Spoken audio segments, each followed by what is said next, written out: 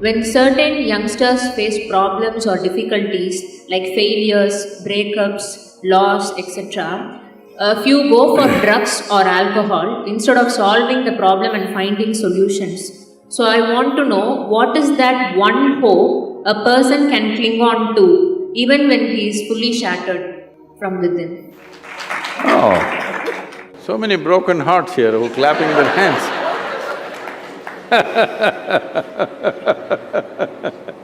So, when he is fully shattered, what can he do? The question is, do you want to allow yourself to be fully shattered? That's a question. And many things that don't work out in your early life, you will see later on, it is a great blessing. There are many ways to look at this. Let me tell you this. This happened in 1941. This is just when the Nazi movement was building up in Germany and in some parts of Europe. So one day in Austria, a bunch of German soldiers came, broke into the homes, the Jewish family, a rich family, they broke the home and took away the adults, everything was robbed. And these two children, a 12-year-old girl and an 8-year-old boy were taken away. They were taken to a railway station. Everybody got in and the little boy and the girl also got in, but the little boy forgot to wear his shoes. He left his shoes outside and they pushed him into the wagon. So without shoes he came. His sister, a 12-year-old girl, saw her kid brother coming without shoes and she got mad with him. She held him by the ear, boxed his ears, scolded him nicely, slapped him. Said, "You idiot, already we are in enough trouble, now you come without shoes." Because in Germany in winter, no shoes means you may lose your feet. So she's angry about that. In the next station, the boys and girls were separated. After 4 years, after the war was over, she came out of the concentration camp to find 17 members of her family, including her little brother, all had vanished. No records, no sign of them, they just evaporated. At that time, the only thing that bothered her was the last few things that she said to her little brother.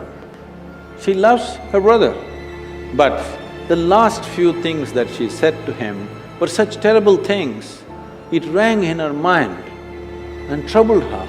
So she took a vow, if I speak to anybody in my life, I will speak in such a way, if this is my last word, I will not regret. This one thing transformed her life in such a way. She went on to United States, she died in 2006, she did some phenomenal work, built a hospital somewhere near Chicago, I think. She lived a fruitful life. I'm saying, even if you're put through the most horrible situations, either you can come out using that experience as a better human being, or you can use the experience to become a horrible mess. So whenever something hurts you, there are two options. You can either become wounded or you can become wise. This is the choice. The more things hurt you early on in your life, the wiser you should have become, isn't it? But unfortunately, most people become wounded. This is simply because they just need an excuse to turn their own intelligence against themselves, that's all. Especially if the world around you turns against you, is it not very, very important that your intelligence stands up for you? But being in this hyper-competitive environment, I sometimes question myself, should I be more competitive? Those who do not have any sense of their own competence will become competitive because their only pleasure is being one step ahead of somebody else. Because why I'm saying this to you is, being better than somebody, if it's a pleasure for you, you enjoy other people's failures. I call that sickness. This is not success. You, as a life, you want to be at your fullest. You have a right to be. Every life in creation, from a worm, insect, bird, animal, even a plant and tree, all striving to their best, isn't it? You also. But why are you concerned whether somebody is behind you? Why is that so pleasurable for you that somebody else is less than you? From early kindergarten levels, this sickness has been brought into human mind, which is causing so much unpleasantness on the planet, such ugly situations everywhere, but we don't seem to learn. We call this education, we call this competition, we call this society. No, very stupid way of handling things. Because the important thing is, for what you have come with, will you blossom to the fullest human being or not? This is the only question.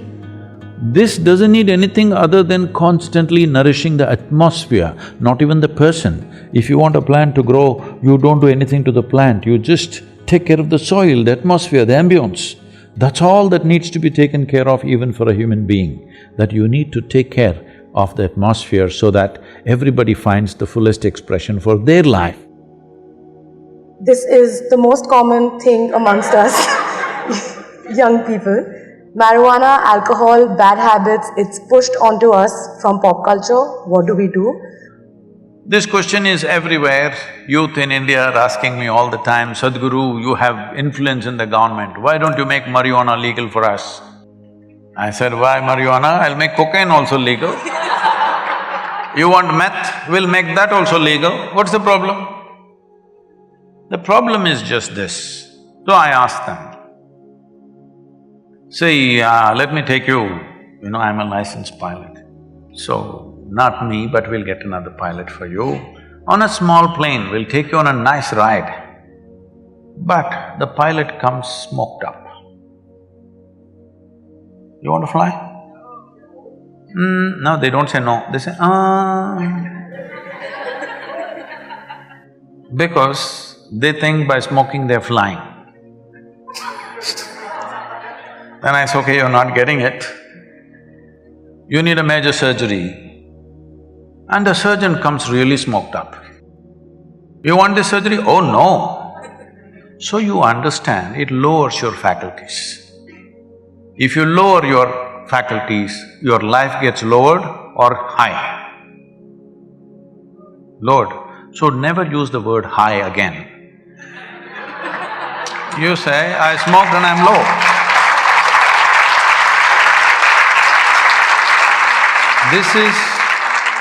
This is not a moral issue for me. I have no morality in me. But life should work, isn't it?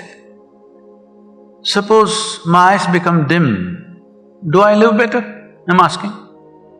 Hello? If my mind becomes dim, do I live better? Why do people think by lowering faculties, life gets high? No, it doesn't. It's just giving you an illusion like that, for which you will pay a price.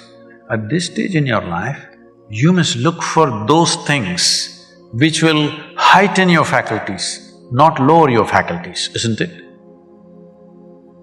If you're interested, you come, I'll show you where. Look at my eyes, I'm always stoned. Yes, look at me, never touch the substance. Because the greatest chemical factory on the planet is here. Hello? The question is only whether you're ecstatic or anxious is determined by, are you a good manager of this one or are you a lousy manager? That's all that is determining this. If you're a lousy manager, you're importing chemicals from outside. If you're a good manager, you're conducting this the way you want and blissed out all the time.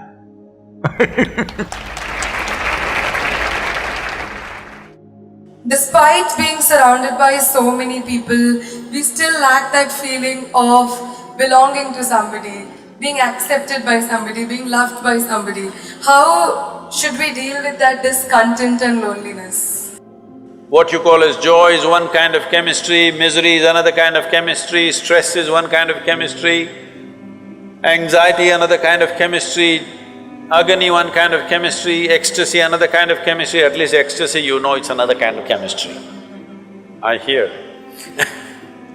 So, your experience of life has a chemical basis to it. Right now, let's say you really blissed out like me.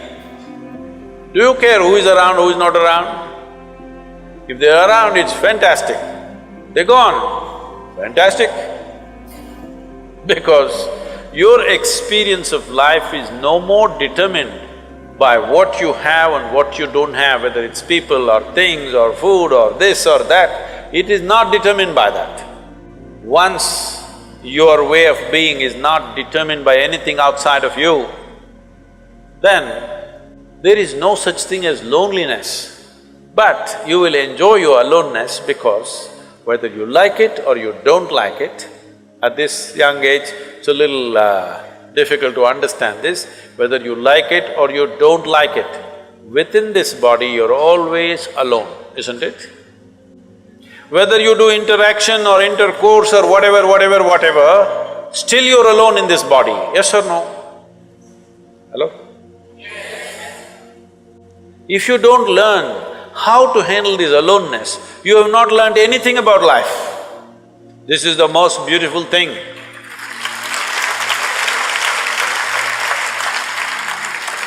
The most beautiful thing about life is, nobody can get here, it's just my space.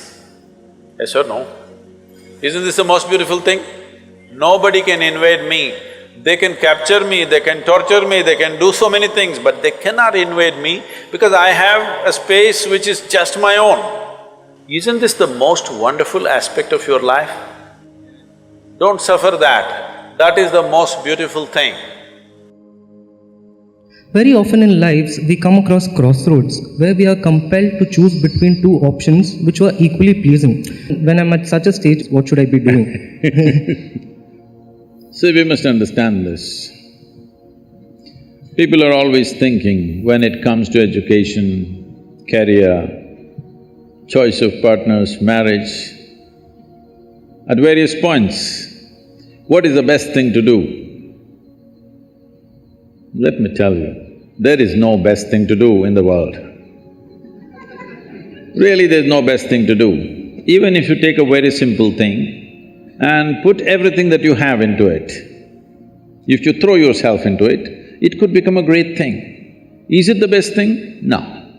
There is no best thing, because how do you decide what is best?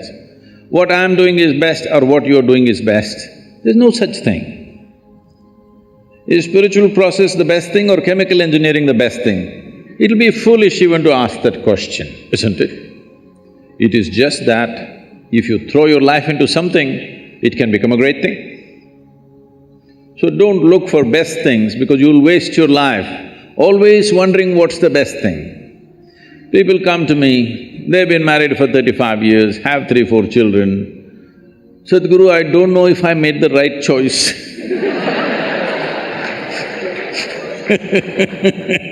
I said, well, it looks like you've not been thinking, you've been acting 4 children.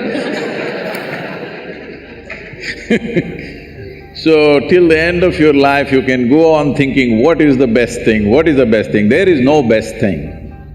Whatever we put our heart and soul into and do it, it's a great thing. It may be a simple thing in somebody else's eyes, but in our experience it's a great thing, and that's what we should do.